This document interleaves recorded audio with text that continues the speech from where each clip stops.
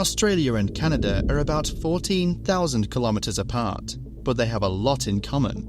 Both nations are a member of the Commonwealth of Nations, sharing a British colonial heritage, and their governments are similarly structured as federal states and constitutional monarchies. Both nations also manage the unique challenge of having relatively small populations spread across vast and inhospitable landscapes. What's particularly fascinating about their geography is that nearly 80% of Canada's population lives within 100 miles of the US border, while Australia sees a similar concentration of its population along the coastlines. If Australia and Canada were one economy, they would be the world's 5th largest, bigger than India and just behind Japan. They both have similar levels of GDP per person, with Australia at around $63,000 and Canada at $58,000, when you consider how much you can buy with that money. In terms of economic structure, both countries exhibit striking similarities in primary production sectors such as manufacturing, mining, and agriculture. However, Australia leans more heavily on mining and less on manufacturing compared to Canada. If you look at how their stock markets have grown over the past 30 years, you'll see that they follow a similar path. That's because both countries' economies are highly dependent on exports of their rich natural resources around the planet. The strong correlation between the two is unsurprising. Back in the late 1800s, the gold rush made the town of Charters Towers in Queensland so wealthy that it even opened its own stock exchange. Now, over 100 years later, Queensland is feeling the effects of another mining boom coming to an end. The ups and downs of the mining industry are tough, but Australia has managed to stay strong through it all. At its peak, mining investment was so big it made up 9% of the country's GDP, especially when Australia was rushing to supply China with iron ore and coal, leading to a huge spike in profits. But when the demand and prices for these commodities dropped, mining companies stopped investing in big projects, which led to less spending and fewer jobs. Similar booms have occurred in Canada. In the 1950s, Canada witnessed the first significant oil boom in North America. For most of the past 30 years, rising investment in oil and gas has supported increases in crude oil production volumes and export values. Over time, as technology advanced and oil prices rose, the focus of investment in oil and gas projects shifted towards oil sands projects in Canada. However, since 2008, falling oil prices have put a damper on things, slowing down economic growth from Western Canada all the way to the central provinces, leading to a contraction in the services and manufacturing sectors. Their worlds of business are near identical too. For example, Macquarie, an Australian company, is the biggest manager of infrastructure investments in the world, and Brookfield from Canada is right behind it. However, when you look at the biggest companies globally by revenue, according to Fortune, you'll see that 6 out of the top 10 are either American or Chinese, while the top Canadian firm, Brookfield Asset Management, is ranked only 117th, and top Australian firm BHP Group, a mining company, is ranked only 180th. This shows Canadian and Australian firms have forgotten how to compete. It also seems as the world's largest economy is a model of perfect competition. In Australia, the two largest supermarkets, Coles and Woolworths, control 59% of the grocery market. Over in Canada, Loblaws and Sobeys together sell 34% of all groceries, which is even more than what the top 4 grocery stores in the US sell combined.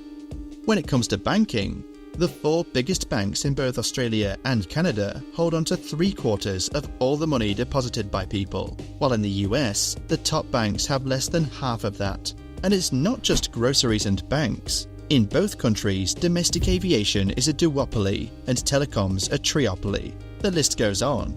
If companies need to reach a certain scale to be economically viable, for instance, to afford necessary investments in computer systems, then a small economy may struggle to sustain more than a few players in various industries.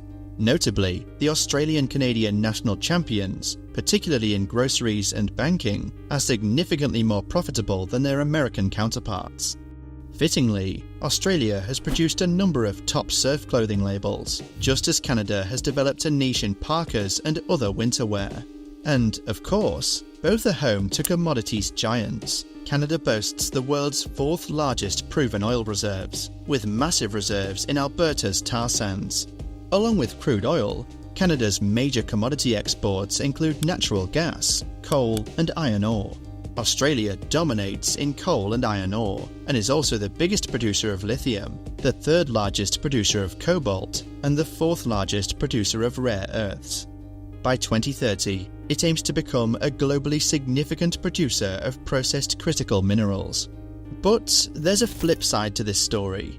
Both Australia and Canada are finding it tough because they rely a lot on sending their goods to bigger economies. Australia, for instance, is really tied into China. Since China is the second biggest economy in the world, it's a super important trading partner for Australia. A big chunk of what Australia sells abroad, like iron ore, coal and natural gas, goes to China to help power its huge manufacturing and energy needs. In 2023, these goods made up a big part of Australia's earnings from exports, which really shows how much Australia counts on China's business. In the same way, Canada's economy is really tied up with the United States. It's a big deal because the US is Canada's #1 trading partner, with trade between the two nations being a cornerstone of Canada's economic prosperity. A significant portion of Canada's exports, including automotive products, energy, and natural resources, are destined for the American market. This trade dynamic underscores Canada's economic reliance on US demand, which directly impacts its employment, manufacturing, and overall economic growth. Moreover, the US represents a major source of direct investment in Canada, funding various sectors from manufacturing to technology, which further ties the economic fortunes of Canada to the policies and economic health of the United States. It's possible that what's happening reflects a situation known as the resource curse, which has caused problems like political unrest and slower growth in countries like Africa and South America that have lots of valuable resources. For Australia and Canada, though, it's more like their reliance on resources has made them less interested in developing industries that could compete worldwide. That might be why, apart from commodities and outdoor clothing, there aren't many big companies from Australia and Canada that have made it big globally. Their inks are particularly lacking at the cutting edge of technology. Products deemed high-tech by the World Bank, such as aerospace, computers, pharmaceuticals, scientific instruments and electrical machinery, represent more than 7% of the combined exports of OECD members, but only 4% for Canada and less than 2% for Australia. According to the world's intellectual property indicators, patents granted per 10,000 people are a mere 5.9 in Canada and 6.7 in Australia, compared to 9.9 in America and 28.2 in South Korea. This doesn't mean that Australians and Canadians lack talent. In fact, they're quite skilled, as shown by their rankings in the World Talent Ranking, where Canada sits at 13th place and Australia at 18th. They also have top-notch universities and some of the highest rates of tertiary education in the OECD. The issue lies more in their innovation systems not getting enough support. In both countries, spending on research and development is quite low, only around 1.7% and 1.8% of GDP for Canada and Australia respectively, compared to an OECD average of 2.7%. Moreover, the total investment in venture capital, which helps fund new businesses with big potential for growth, was just $8 billion in 2023 for Australia and Canada combined, and that's about half of what it was the previous year. On top of that, they're not very open to foreign investment, with strict rules, ownership limits, and other obstacles making it hard for foreigners to start businesses in these countries. However, both Australia and Canada are hotspots for immigration. Canada, especially, is notable among countries with high levels of immigration.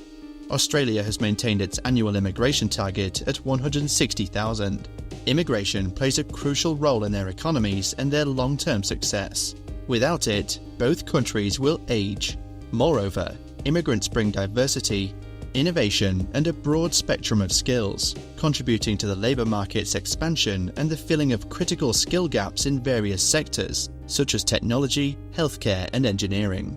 Economically, immigrants not only increase the labour force, but also contribute to consumer demand for goods and services, stimulating economic activity. Also, immigration significantly impacts the housing markets in both Canada and Australia, contributing to increased demand and rising property prices in major urban centres. As two of the most popular destinations for immigrants, both countries have seen their populations grow substantially due to immigration, leading to heightened demand for housing. This demand drives up real estate prices, particularly in cities like Toronto and Vancouver in Canada, and Sydney and Melbourne in Australia, where the majority of immigrants settle. However, Canada and Australia are not alone. House prices are high relative to incomes across the rich world.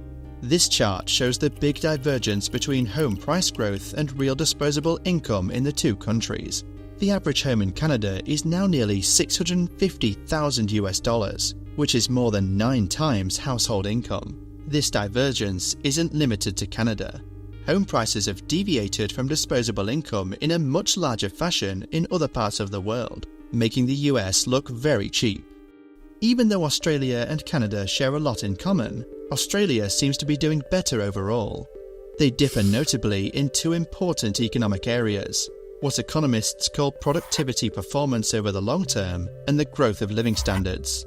Productivity is a big deal because it shows how well a country's people can turn raw materials, hard work and ideas into useful stuff.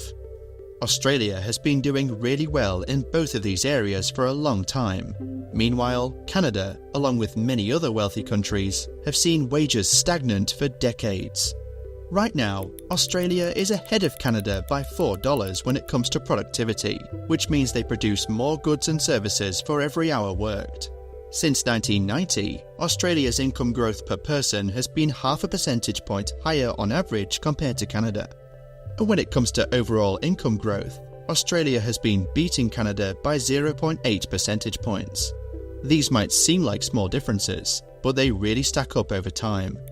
For instance, the average income per person in Canada is around $58,000, while in Australia it's about $63,000. Australia benefited from extensive economic reforms beginning in the early 1980s and continuing through the 1990s, which opened up the economy to foreign trade and investment, deregulated markets for goods and financial services, privatized state-owned businesses, and introduced sweeping competition reforms. Put simply, the Australian economy has outperformed Canada because of investment. At least until very recently, Australia has sustained a much higher level of investment as a share of its economy. Investment spending is key to new innovations and technologies that drive productivity growth. Compared to Australians and Canadians, Americans are generally wealthier. However, there was a time when Australians and Canadians were actually doing better. In the early 2000s, their economies boomed thanks to rising prices for commodities. At one point, around the early 2010s, their GDP per person even briefly surpassed that of the United States in terms of dollars. But their fortunes are closely linked to the demand for commodities, which can be really unpredictable in the long run.